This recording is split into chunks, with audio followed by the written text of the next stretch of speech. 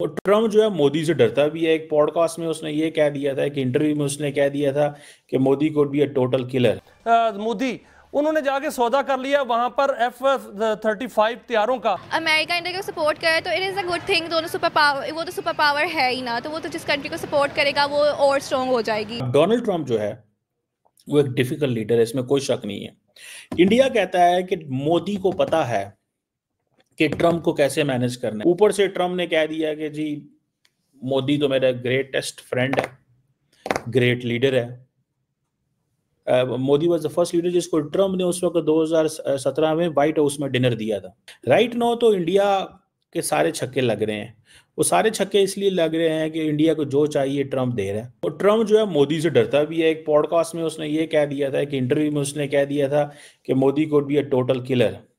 और वो उसका शायद जो रेफरेंस था, शायद कहा जाता है, बहुत सारे लोगों का ये व्यू है कि this is because he is talking because कि वो पाकिस्तान की बात कर रहा होता है। क्योंकि पाकिस्तान में आपको याद होगा कि उन्होंने एक स्ट्राइक की थी और उस वक्त डोनाल्ड ट्रंप का दौरा। यही तो चीज़ मैं कहता हूँ आपको, यही चीज़ मैं कहता हूँ आपको। और मैं ये कहता हूँ कि ट्रंप के दौर में इंडिया अगेन एडवेंचरिज्म कर सकता है। और इस एडवेंचरिज्म का क्या नुकसान हो सकता है, वो बात की बात है। अब ट्रंप बार बार मोदी को कहता है कि जी he is America's greatest and most loyal friends. और उस वक्त तो ट्रम्प साहब बड़ी यादें कहते थे कि अगर मैं जीत गया तो इंडिया का बेस्ट फ्रेंड वॉशिंगटन में होगा।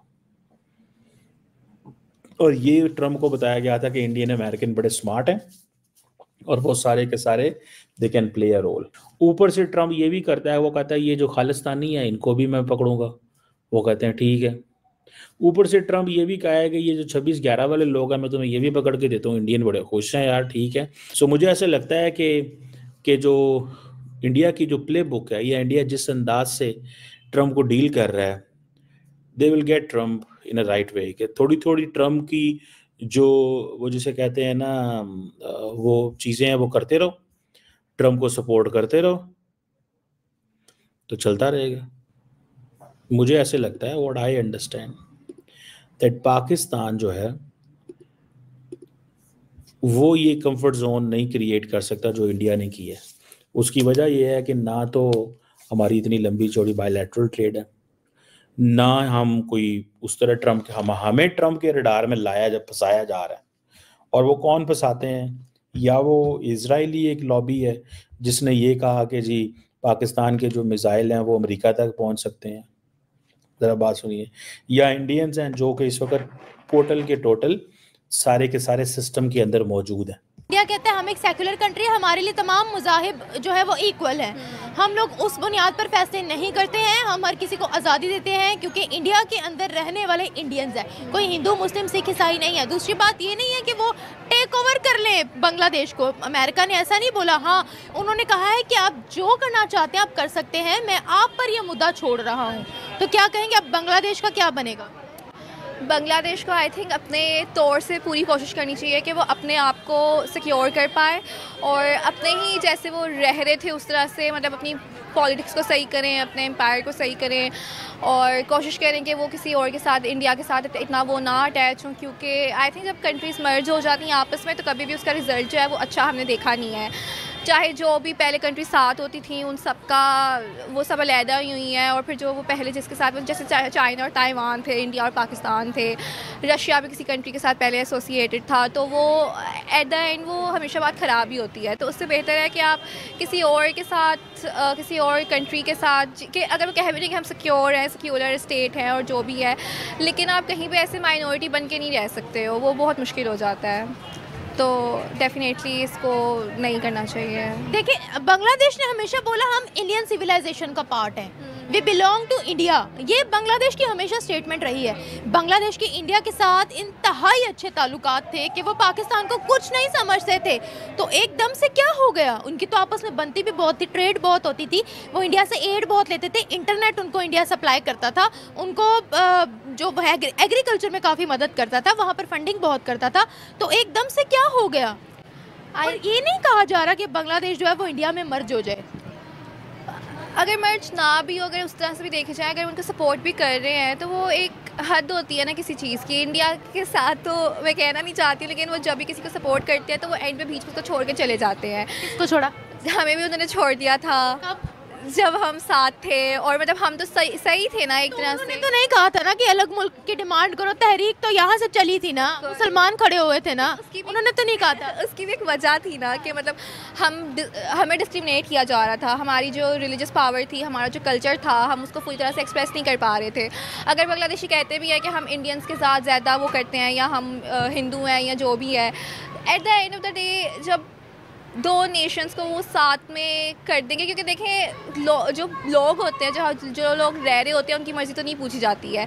जो आपस में तो पॉलिटिशियंस होते हैं, ये उनकी मर्ज़ी से सब कुछ हो रहा होता है। अच्छा देखिए, आपने बोला कि पार्टीशन से पहले तो हमसे ज़्यादा मुसलमान तो इंडिया में ही रह गए थे, उन्होंने कहा हमने पाकिस्तान आना ही नहीं है।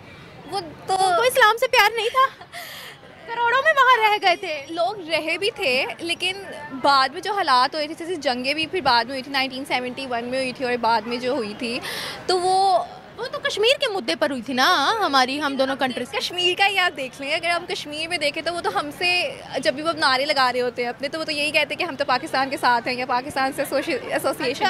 हाँ जी, ऐसा बोलते हैं, वो बोलते हैं। नेशनल मीडिया तो कुछ और दिखाता है। इंटरनेशनल मीडिया तो वो तो बिल्कुल ही, वो तो ब्लास्फेमी कर रहे होते हैं ना, वो तो पाकिस्तान को भी बुरा दिखा रहे होते हैं, और जितने भी साउथ एशियन कंट्रीज़ हैं उनको बुरा ही दिखा रहे होते हैं। हम तो टेररिस्ट हैं उनकी नज़रों में, और मुस्लिम तो वैसे ही उनकी नज़रों में बुरे हैं। कश्मीर के मुद्दे को साइड पर रखकर बात करते हैं, क्योंकि Kashmir is not the issue of the world.